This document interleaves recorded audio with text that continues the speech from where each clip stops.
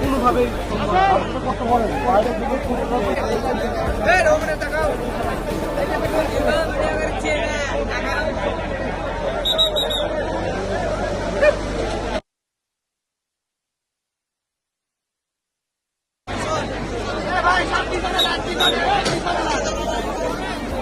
ছোট ছোট মাটি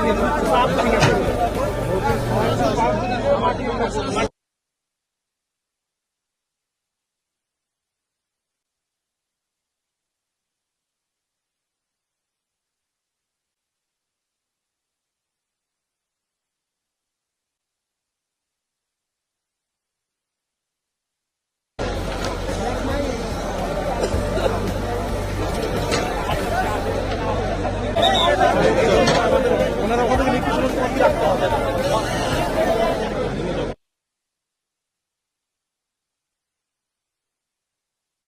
আমরা 2:30টার দিকে আমরা সংবাদ পেয়েছি এখানে যে একটা শিশু একটা 6 ইঞ্চ একটা মানে পাইপের ভিতর দিয়ে পড়ে গেছে।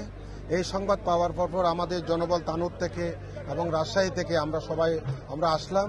আসার পর ঘটনার পরিস্থিতি দেখলাম যে কি গর্তটার উপর দিয়ে আমরা আসার আগে পাবলিক কিছু মাটি কাটার পরে মাটিগুলো ভিতরে পড়ছে, যে তারপরেও আমাদের সার্চ ভিশন ক্যামেরা দিয়ে আমরা দেখলাম বাচ্চাটার কি অবস্থা। তো আমরা যতটুকু দেখছি 35 ফিট নিচে, প্রায় 35 থেকে 40 ফিট নিচে বাচ্চাটা পড়ে আছে।